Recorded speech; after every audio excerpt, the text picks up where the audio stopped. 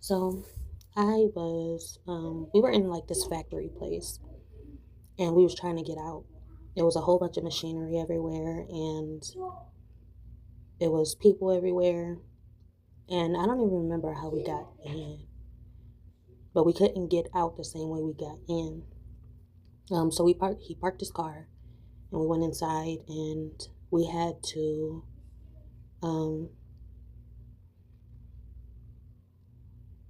I forget what we went inside for. I just remember that we had to, it wasn't just us that was stuck inside. Later on, after we found out that there was other people that was stuck inside, and it was like a lot of people. It was a lot of students as well, with their book bags and stuff. And I was barefooted.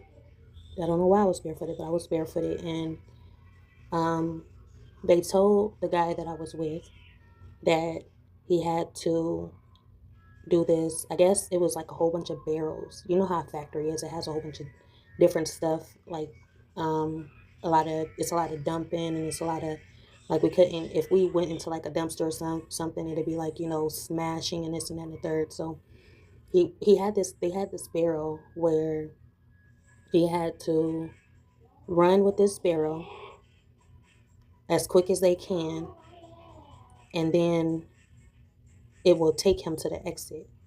So he ran with this barrel, he stopped, and another person took on some other, it's like a obstacle course type thing, but it was more so of it was dangerous because there's plenty of people that came out hurt, or didn't make it out. So he ran through and he made it to the exit. He wanted me to follow behind him, but I couldn't.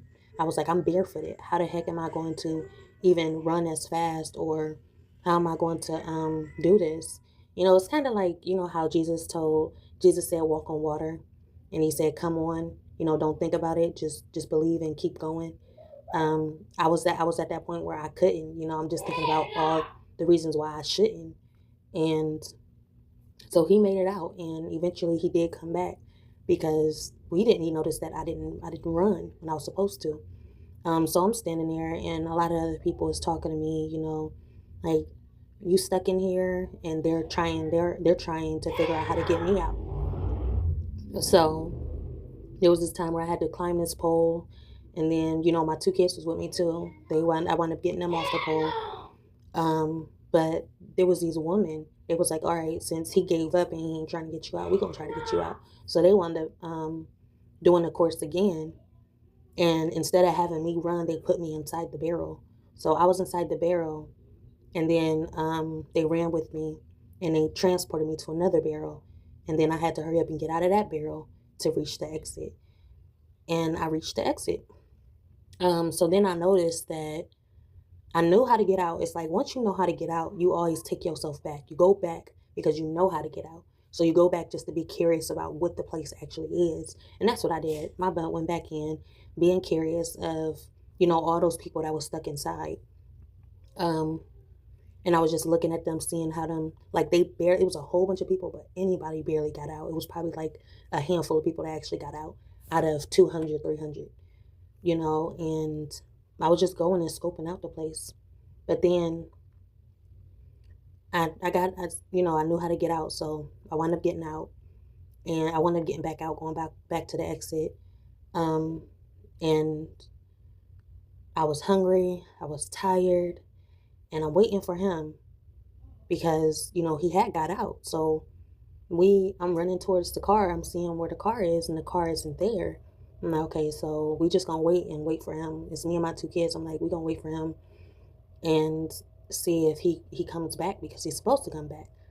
But like I said, he did go back in, but then the fact that the car is gone, I know that he left. So he did come back out and he left, and he didn't come back. So that was my dream. And right now, that's not the only dream that I had. This previous dream journal vlog that I had before this, it explains a time where he left again when I had a baby.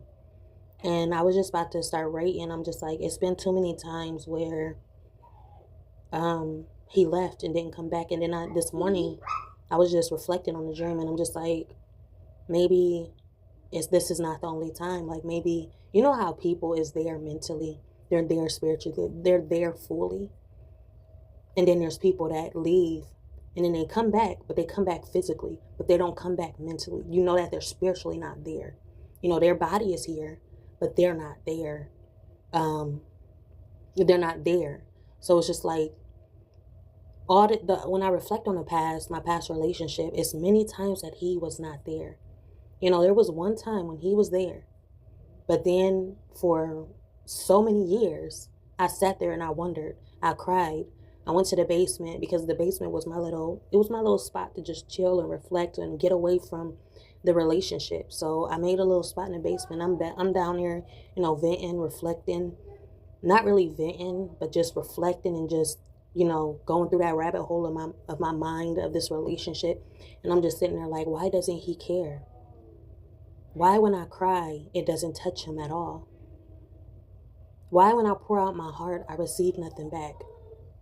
Where are you? You know, a large portion of my relationship, he was not there. As many times as he left and he came back, it's like a piece of him was gone. Every time he left out the door, and he left so many times. He left and didn't come back till a couple days later. He left and didn't come back till that next morning. Where was he? You know, many times he was at his mom's, many times he was at his baby mom's house. And I had to sit there and I had to suffer through that with all the thoughts of what he can be doing, what he could be doing, what he is doing. You know, and I thought about that all night long. And I was so in love. You know, so what I was thinking was that, you know, all of these times that he left, he didn't come back. He didn't come back spiritually or mentally. He was gone, but he was there physically. Like, okay, you want me here? This is what you'll get. I'm here. But mentally, I'm not here. Spiritually, I'm not here. And it makes me think that he never wanted to be there in the first place. You know, why every time you leave, a part of you is gone. A piece of your heart is gone.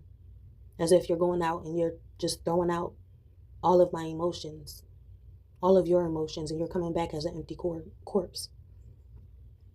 You know, and to this day, I still care about him. But I don't want to be that person where, I don't want to be in that situation again.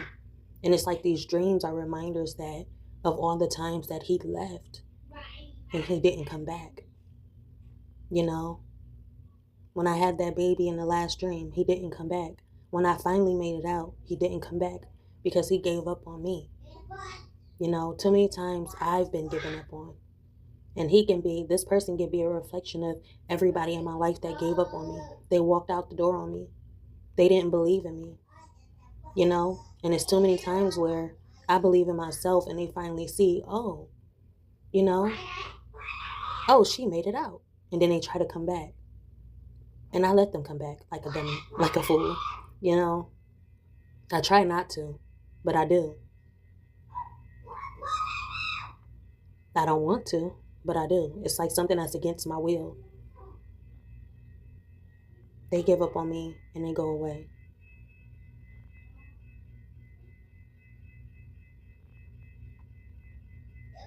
You know?